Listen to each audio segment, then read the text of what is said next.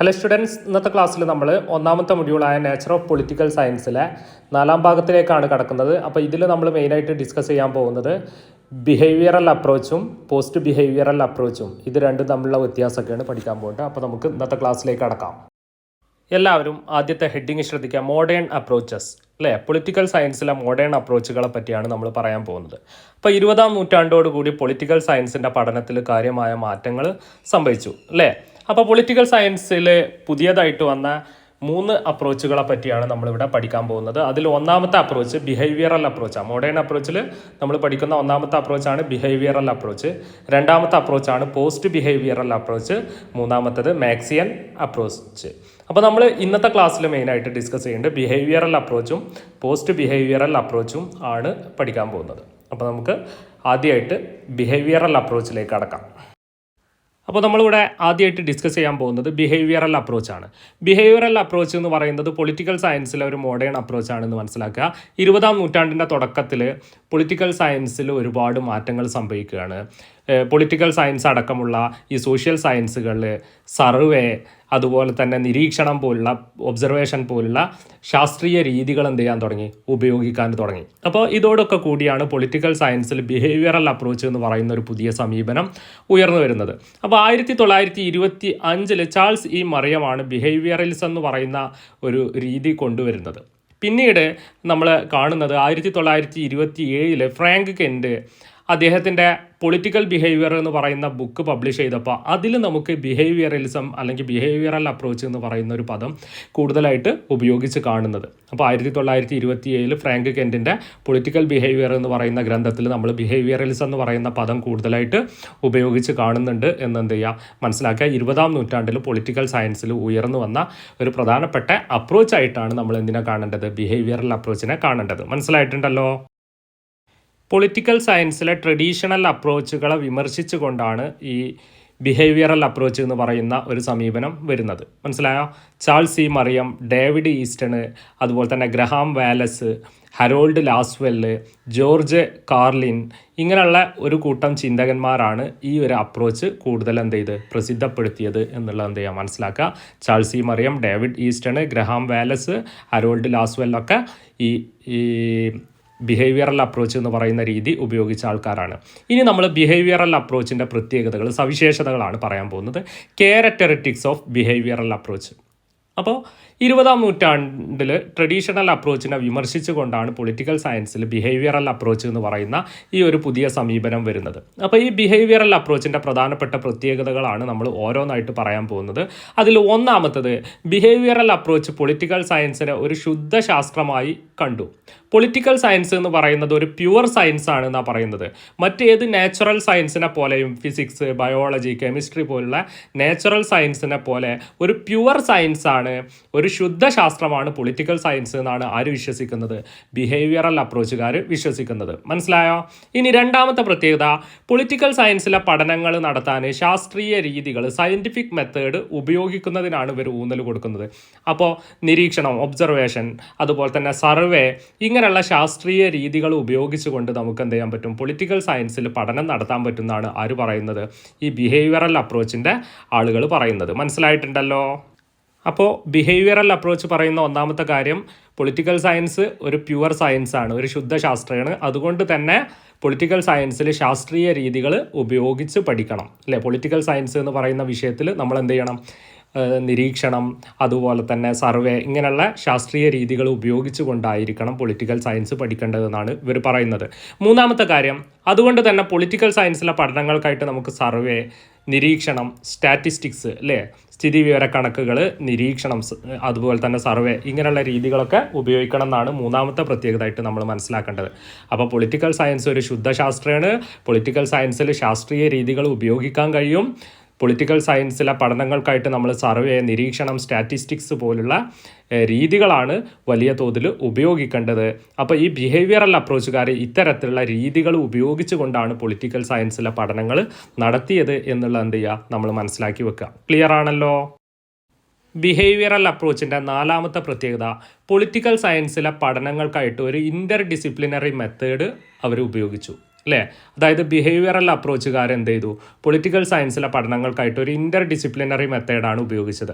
അതായത് പൊളിറ്റിക്കൽ സയൻസിലെ പഠനത്തിനും വേണ്ടി ആ വിഷയത്തിൽ മാത്രം ഒതുങ്ങി നിൽക്കാതെ അവർ സോഷ്യോളജി, സൈക്കോളജി, എക്കണോമിക്സ് ഇങ്ങനെയുള്ള മറ്റു സാമൂഹ്യ ശാസ്ത്രങ്ങൾ അവരെന്ത് ചെയ്തു, ഉപയോഗിക്കുകയാണ് ചെയ്തത്. മനസ്സിലായോ? അപ്പോൾ പൊളിറ്റിക്കൽ സയൻസിലെ പഠനങ്ങൾക്കായിട്ട് സോഷ്യോളജി, സൈക്കോളജി, എക്കണോമിക്സ് പോലുള്ള പഠനങ്ങൾ, സാമൂഹ്യ ശാസ്ത്രങ്ങളെ ഉപയോഗിക്കുകയും പൊളിറ്റിക്കൽ സയൻസിൽ ഒരു ഇൻ്റർ ഡിസിപ്ലിനറി അപ്രോച്ച് കൊണ്ടുവരികയും ചെയ്യാൻ ആർക്ക് പറ്റി? ഈ ബിഹേവിയറൽ അപ്രോച്ചിന് കഴിഞ്ഞിട്ടുണ്ട്, അല്ലേ? ബിഹേവിയറൽ അപ്രോച്ചിൻ്റെ വരവോടുകൂടി പൊളിറ്റിക്കൽ സയൻസിൻ്റെ പഠന മേഖല വ്യത്യസ്ത രാഷ്ട്രീയ സാഹചര്യങ്ങളിലെ മനുഷ്യൻ്റെ പെരുമാറ്റത്തെക്കുറിച്ചുള്ള ഒരു പഠനമായിട്ട് മാറി, അല്ലേ? അതായത് വ്യത്യസ്ത സാമൂഹ്യ സാഹചര്യങ്ങളിൽ മനുഷ്യൻ്റെ രാഷ്ട്രീയ പെരുമാറ്റം എങ്ങനെയാണെന്ന് പഠിക്കാൻ ആർക്ക് പറ്റി? ബിഹേവിയറൽ അപ്രോച്ചിലൂടെ പഠിക്കാൻ പറ്റി. അതുപോലെ തന്നെ പൊളിറ്റിക്കൽ സയൻസിൽ അധികാര ബന്ധങ്ങൾക്ക്, പവർ റിലേഷൻസിന്, അല്ലേ? പൊളിറ്റിക്കൽ സയൻസിന് പവർ റിലേഷൻസിന്, അധികാര ബന്ധങ്ങൾക്ക് ഊന്നൽ നൽകിക്കൊണ്ടുള്ള പഠനങ്ങൾ ആരംഭിക്കുന്നതും എന്ന് മുതലാണ് ഈ ബിഹേവിയറൽ അപ്രോച്ചിൻ്റെ വരവോടുകൂടിയാണ് എന്നുള്ളത് എന്ത് ചെയ്യുക, ഓർത്തു വെക്കുക. അതിൽ ഹരോൾഡ് ലാസ്വെല്ലിനെ പോലുള്ള ചിന്തകന്മാർ ശക്തി, അധികാരം ഇങ്ങനെയുള്ള സംഗതികളെക്കുറിച്ചൊക്കെയാണ് അവരെന്ത് ചെയ്തത്, പഠനം നടത്തിയത്. ഹരോൾഡ് ലാസ്വെല്ലിനെ പോലുള്ള പണ്ഡിതന്മാർ ശക്തിയെക്കുറിച്ചും അധികാരത്തെക്കുറിച്ചൊക്കെ പഠനം നടത്തി. അപ്പോൾ ഈ ശക്തി, അധികാരം, ഇങ്ങനെയുള്ള അധികാര ബന്ധങ്ങൾ ഇതിനെപ്പറ്റിയൊക്കെ കൃത്യമായിട്ട് പഠിക്കാൻ പൊളിറ്റിക്കൽ സയൻസ് ശ്രമിക്കുന്നത് ബിഹേവിയറൽ അപ്രോച്ചിൻ്റെ വരവോടുകൂടിയാണ് എന്നുള്ളതും കൂടി നിങ്ങൾ എന്ത് ചെയ്യുക, ഓർത്തു വെക്കുക. എന്നാൽ ഈ ബിഹേവിയറൽ അപ്രോച്ച് ഒരുപാട് വിമർശനങ്ങൾ നേരിടുന്നുണ്ട്, അല്ലേ? അപ്പോൾ ബിഹേവിയറൽ അപ്രോച്ച് നേരിടുന്ന പ്രധാനപ്പെട്ട വിമർശനങ്ങളെ പറ്റിയാണ് നമ്മളിനി പറയാൻ പോകുന്നത്. അപ്പോൾ 1960കളിൽ ബിഹേവിയറൽ അപ്രോച്ചിനെ വിമർശിച്ചുകൊണ്ട് പുതിയൊരു സമീപനം പൊളിറ്റിക്കൽ സയൻസിൽ വരികയാണ്. അതായിരുന്നു പോസ്റ്റ് ബിഹേവിയറൽ അപ്രോച്ച്. അപ്പോൾ ബിഹേവിയറൽ അപ്രോച്ചിനെ 1960കളിൽ വിമർശിച്ചുകൊണ്ടാണ് പോസ്റ്റ് ബിഹേവിയറൽ അപ്രോച്ച് എന്ന് പറയുന്ന പുതിയൊരു സമീപനം വരുന്നത്. മനസ്സിലായിട്ടുണ്ടല്ലോ? അപ്പോൾ നമ്മൾ പറഞ്ഞു വരുന്നത് ബിഹേവിയറൽ അപ്രോച്ചിനെ വിമർശിക്കുന്നവർ പറയുന്ന കാര്യങ്ങളാണ് ഇവിടെ പറയാൻ പോകുന്നത്. ഒന്നാമത്തത്, പൊളിറ്റിക്കൽ സയൻസ് ഒരു ശുദ്ധശാസ്ത്രമല്ല, പൊളിറ്റിക്കൽ സയൻസ് ഒരു പ്യുവർ സയൻസ് അല്ല എന്നാണ് ബിഹേവിയറൽ അപ്രോച്ചിനെ വിമർശിക്കുന്നവർ പറയുന്നത്. പൊളിറ്റിക്കൽ സയൻസ് ഒരു സോഷ്യൽ സയൻസ് ആണ്. മനസ്സിലായ? പൊളിറ്റിക്കൽ സയൻസിന് ഒരിക്കലും ഒരു പ്യുവർ സയൻസ് ആവാൻ പറ്റില്ല. പൊളിറ്റിക്കൽ സയൻസ് വെറും ഒരു സോഷ്യൽ സയൻസ് ആണ് എന്നാണ് ബിഹേവിയറൽ അപ്രോച്ചിനെ വിമർശിക്കുന്നവർ പറയുന്നത്. രണ്ടാമത്തെ കാര്യം, ബിഹേവിയറൽ അപ്രോച്ച് സയൻറ്റിഫിക് മെത്തേഡുകൾക്ക് അമിത പ്രാധാന്യം നൽകുന്നുണ്ട്. ബിഹേവിയറൽ അപ്രോച്ച് സയൻറ്റിഫിക് മെത്തേഡിന്, ശാസ്ത്രീയ രീതികൾക്ക് അമിത പ്രാധാന്യം നൽകുന്നു എന്നാണ് ബിഹേവിയറൽ അപ്രോച്ചിനെ വിമർശിക്കുന്നവർ പറയുന്നത്. മനസ്സിലായോ? ബിഹേവിയറൽ അപ്രോച്ച് ശാസ്ത്രീയ രീതികൾക്ക് അമിതമായിട്ട് പ്രാധാന്യം കൊടുക്കുന്നുണ്ട് എന്ന്. മൂന്നാമത്തെ കാര്യം, ശാസ്ത്രീയ രീതികൾക്ക് പ്രാധാന്യം നൽകുന്നതോടുകൂടി മൂല്യങ്ങളെ പാടെ അവഗണിക്കുന്നുണ്ട്. ബിഹേവിയറൽ അപ്രോച്ചിൻ്റെ ഒരു പോരായ്മയായിട്ട് ഇവർ പറയുന്നത് ശാസ്ത്രീയ രീതികൾക്ക് അമിതമായ പ്രാധാന്യം കൊടുക്കുമ്പോൾ വാല്യൂസിന്, അല്ലെ, മൂല്യങ്ങളെ പാടെ അവഗണിക്കുന്നു എന്നുള്ളതാണ് ബിഹേവിയറൽ അപ്രോച്ചിൻ്റെ ഒരു പ്രശ്നം എന്നാണ് ആര് പറയുന്നത്, ബിഹേവിയറൽ അപ്രോച്ചിനെ വിമർശിക്കുന്നവർ പറയുന്നത്. മനസ്സിലായോ? സി റൈറ്റ് മിൽസ്, പിൽക്കാലത്ത് ഡേവിഡ് ഈസ്റ്റൺ ഇങ്ങനെയുള്ള ചിന്തകന്മാരെന്നെ ഈ സമീപനത്തെ വിമർശിച്ചിട്ടുണ്ട്. ഡേവിഡ് ഈസ്റ്റൺ ആണ് ഈ സമീപനം തുടങ്ങിയതെങ്കിലും ഡേവിഡ് ഈസ്റ്റൺ തന്നെ പിന്നീട് ഈ ഒരു സമീപനത്തെ എന്ത് ചെയ്യുന്നുണ്ട്, ഈ അപ്രോച്ചിനെ വിമർശിക്കുന്നുണ്ട്. എന്നിട്ട് അദ്ദേഹമാണ് പോസ്റ്റ് ബിഹേവിയറൽ അപ്രോച്ച് എന്ന് പറയുന്ന ഒരു പുതിയ സമീപനത്തിന് തുടക്കം കുറിക്കുന്നതൊക്കെ ഡേവിഡ് ഈസ്റ്റൺ ആണ് എന്നുള്ളത് എന്ത് ചെയ്യുക, നമ്മൾ മനസ്സിലാക്കി വെക്കുക. അപ്പോൾ ബിഹേവിയറൽ അപ്രോച്ച് 3 പ്രധാനപ്പെട്ട വിമർശനങ്ങൾ നേരിടുന്നുണ്ട്. ഒന്നാമത്തത്, പൊളിറ്റിക്കൽ സയൻസ് ഒരു ശുദ്ധ ശാസ്ത്രമല്ല, അത് വെറും ഒരു സോഷ്യൽ സയൻസ് ആണ്. രണ്ടാമത്തെ വിമർശനം, ബിഹേവിയറൽ അപ്രോച്ച് ശാസ്ത്രീയ രീതികൾക്ക് അമിത പ്രാധാന്യം കൊടുക്കുന്നുണ്ട്. മൂന്നാമത്തെ വിമർശനം എന്ന് പറയുന്നത് ശാസ്ത്രീയ രീതികൾക്ക് അമിതമായ പ്രാധാന്യം കൊടുക്കുന്നതോടുകൂടി മൂല്യങ്ങൾക്ക് തീരെ പ്രാധാന്യം നൽകുന്നില്ല എന്നുള്ളതാണ് ബിഹേവിയറൽ അപ്രോച്ച് നേരിടുന്ന 3 പ്രധാനപ്പെട്ട വിമർശനങ്ങൾ. മനസ്സിലായിട്ടുണ്ടല്ലോ? എല്ലാവരും അടുത്ത ഹെഡിങ് ശ്രദ്ധിക്കുക, പോസ്റ്റ് ബിഹേവിയറൽ അപ്രോച്ച്. അപ്പോൾ 1960കളിൽ ബിഹേവിയറൽ അപ്രോച്ചിനെ വിമർശിച്ചുകൊണ്ടാണ് പൊളിറ്റിക്കൽ സയൻസിൽ പുതിയൊരു സമീപനം വരുന്നത്. അതായിരുന്നു പോസ്റ്റ് ബിഹേവിയറൽ അപ്രോച്ച് എന്ന് പറയുന്നത്. മനസ്സിലായോ? അപ്പോൾ 1960കളിലാണ് പോസ്റ്റ് ബിഹേവിയറൽ അപ്രോച്ച് എന്ന് പറയുന്ന ഒരു പുതിയ സമീപനം പൊളിറ്റിക്കൽ സയൻസിൽ വരുന്നത്. ബിഹേവിയറൽ അപ്രോച്ച് മൂല്യങ്ങൾക്ക് പ്രാധാന്യം കൊടുത്തിട്ടേ ഇല്ല.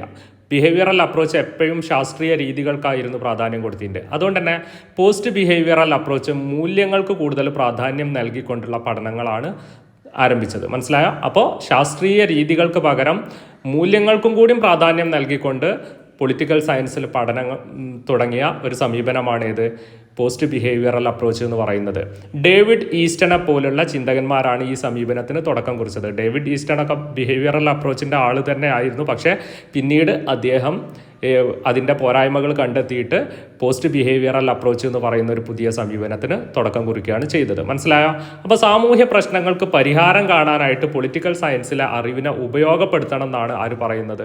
ഈ പോസ്റ്റ് ബിഹേവിയറൽ അപ്രോച്ച് പറയുന്നത്. അപ്പോൾ അതായത് നമ്മൾ പൊളിറ്റിക്കൽ സയൻസിലെ അറിവ് നേടുന്നത് കൊണ്ട് ആ അറിവ് കൊണ്ട് നമ്മളെ സമൂഹത്തിന് എന്തെങ്കിലും ഉപകാരം വേണം, സമൂഹത്തിലെ പ്രശ്നങ്ങൾക്ക് പരിഹാരം കാണാനൊക്കെ പൊളിറ്റിക്കൽ സയൻസിലെ അറിവിനെ ഉപയോഗപ്പെടുത്താൻ കഴിയണം എന്നാണ് ആര് പറയുന്നത്? പോസ്റ്റ് ബിഹേവിയറൽ അപ്രോച്ചുകാർ പറയുന്നത്. ബിഹേവിയറൽ അപ്രോച്ച് എപ്പോഴും അറിവ് നേടുന്നതിന്, ശാസ്ത്രീയമായ രീതിയിൽ അറിവ് നേടുന്നതിനാണ് പ്രാധാന്യം കൊടുത്തത്.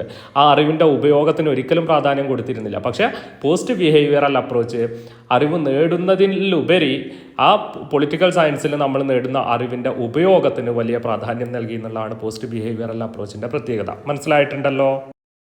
അപ്പോൾ നമ്മൾ പോസ്റ്റ് ബിഹേവിയറൽ അപ്രോച്ചിനെ പറ്റിയാണല്ലോ പറഞ്ഞത്.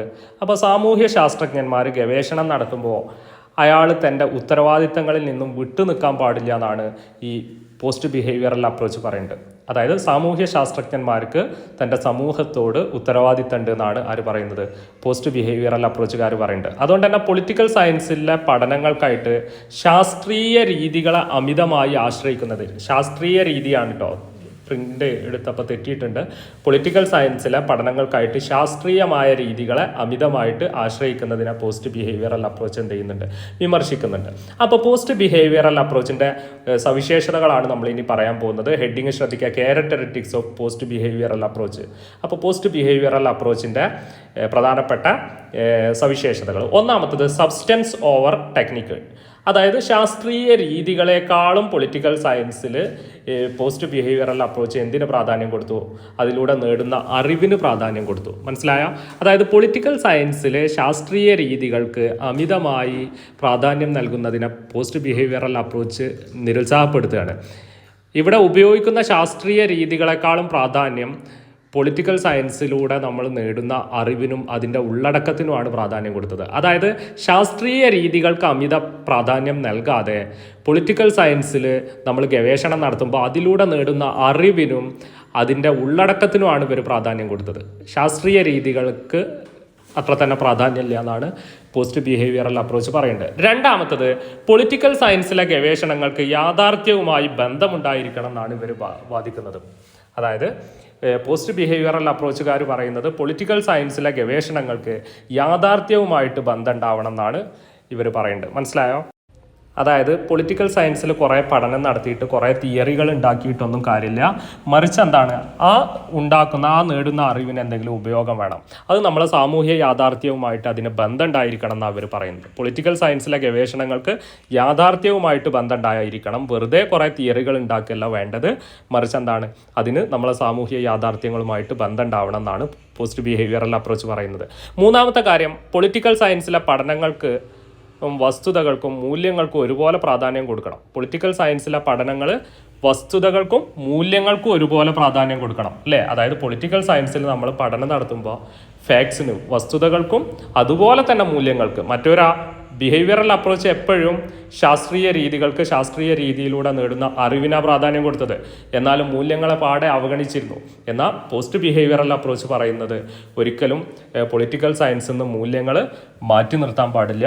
പൊളിറ്റിക്കൽ സയൻസിലും മൂല്യങ്ങൾക്കും പ്രാധാന്യം ഉണ്ട് എന്നാണ് ആര് പറയുന്നത്? വാല്യൂസിന് പ്രാധാന്യം ഉണ്ട് എന്നാണ് ആര് പറയുന്നത്?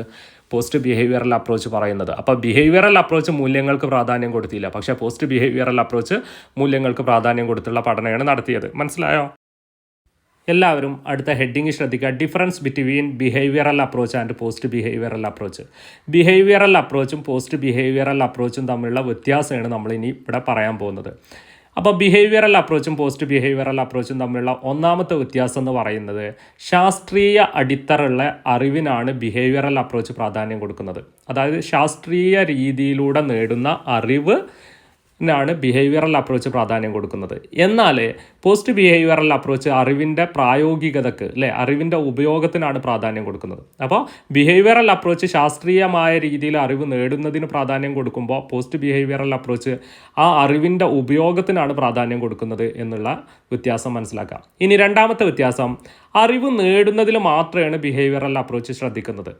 ശാസ്ത്രീയമായ രീതിയിൽ അറിവ് നേടുക എന്നുള്ള ഒറ്റ കാര്യത്തിലാണ് ബിഹേവിയറൽ അപ്രോച്ച് ശ്രദ്ധ കൊടുക്കുന്നത്. എന്നാൽ അറിവ് നേടുന്നതിനേക്കാൾ ഉപരി സാമൂഹ്യ പ്രശ്നങ്ങൾക്ക് പരിഹാരം കാണാനാണ് പോസ്റ്റ് ബിഹേവിയറൽ അപ്രോച്ച് ശ്രമിക്കുന്നത്. അറിവ് നേടുന്നതിനേക്കാളും പ്രാധാന്യം എന്തിനാണ്? സാമൂഹ്യ പ്രശ്നങ്ങൾക്ക് പരിഹാരം കാണുക എന്നുള്ളതാണ്. നമ്മൾ നേടുന്ന അറിവിലൂടെ സാമൂഹ്യ പ്രശ്നങ്ങൾക്ക് പരിഹാരം കാണാനാണ് പോസ്റ്റ് ബിഹേവിയറൽ അപ്രോച്ച് ശ്രമിക്കുന്നത്. ഇനി മൂന്നാമത്തെ വ്യത്യാസം, സൂക്ഷ്മമായ വിശകലനം, മൈക്രോ ലെവലിലുള്ള വിശകലനമാണ് ബിഹേവിയറൽ അപ്രോച്ച് നടത്തുന്നത്. ചെറിയ ചെറിയ കാര്യങ്ങളെ കുറിച്ചുള്ള പഠനങ്ങളാണ്, സൂക്ഷ്മമായ വിശകലനമാണ് ആര് നടത്തുന്നത്? ബിഹേവിയറൽ അപ്രോച്ച് നടത്തുന്നതെങ്കിൽ സ്ഥൂലമായ മാക്രോ ലെവലുള്ള ഒരു വിശകലനം അനാലിസിസ് ആണ്. മാക്രോ ലെവൽ അനാലിസിസ് ആണ്, സ്ഥൂലമായ വിശകലനമാണ് ആര് നടത്തുന്നത്? പോസ്റ്റ് ബിഹേവിയറൽ അപ്രോച്ച് നടത്തുന്നത് എന്നുള്ള വ്യത്യാസം മനസ്സിലാക്കി വെക്കുക. നാലാമത്തെ വ്യത്യാസം, പൊളിറ്റിക്കൽ സയൻസിലെ പഠനത്തിൽ മൂല്യങ്ങൾക്ക് പ്രാധാന്യം നൽകുന്നില്ല എന്നുള്ളതാണ് ബിഹേവിയറൽ അപ്രോച്ചിൻ്റെ പ്രത്യേകത. മനസ്സിലായോ? ബിഹേവിയറൽ അപ്രോച്ച് പൊളിറ്റിക്കൽ സയൻസിലെ പഠനത്തിൽ മൂല്യങ്ങൾക്ക് തീരെ പ്രാധാന്യം കൽപ്പിക്കുന്നില്ല. എന്നാൽ പോസ്റ്റ് ബിഹേവിയറൽ അപ്രോച്ച് പൊളിറ്റിക്കൽ സയൻസിലെ പഠനത്തിൽ മൂല്യങ്ങൾക്ക് പ്രാധാന്യം നൽകിക്കൊണ്ടാണ് അവർ പഠനം നടത്തിയത്. അപ്പോൾ ബിഹേവിയറൽ അപ്രോച്ച് മൂല്യങ്ങൾക്ക് പ്രാധാന്യം നൽകിയില്ല, പക്ഷേ പോസ്റ്റ് ബിഹേവിയറൽ അപ്രോച്ച് മൂല്യങ്ങൾക്ക് നൽകിക്കൊണ്ടുള്ള പഠനത്തിൽ ശ്രദ്ധിച്ചു. ഇനി അവസാനത്തത്, സാമൂഹ്യ മാറ്റത്തിൽ ശ്രദ്ധിക്കുന്നില്ല. ബിഹേവിയറൽ അപ്രോച്ച് സമൂഹത്തിൽ മാറ്റം കൊണ്ടുവരാൻ ശ്രമിക്കുന്നില്ല, സാമൂഹ്യ മാറ്റത്തിൽ ശ്രദ്ധ കൊടുക്കുന്നേ ഇല്ല. എന്നാൽ പോസ്റ്റ് ബിഹേവിയറൽ അപ്രോച്ച് സാമൂഹ്യ മാറ്റത്തിലും സാമൂഹ്യ പ്രശ്നങ്ങൾ പരിഹരിക്കുന്നതിലുമാണ് ശ്രദ്ധിക്കേണ്ടത്. അതായത് നമ്മൾ നേടുന്ന അറിവിലൂടെ സമൂഹത്തിൽ മാറ്റം കൊണ്ടുവരാനും സാമൂഹ്യ പ്രശ്നങ്ങൾ പരിഹരിക്കാനുമാണ് പോസ്റ്റ് ബിഹേവിയറൽ അപ്രോച്ച് ശ്രമിക്കുന്നതെങ്കിൽ ബിഹേവിയറൽ അപ്രോച്ച് സാമൂഹ്യ മാറ്റത്തെക്കുറിച്ച് ചിന്തിക്കുന്നേ ഇല്ല.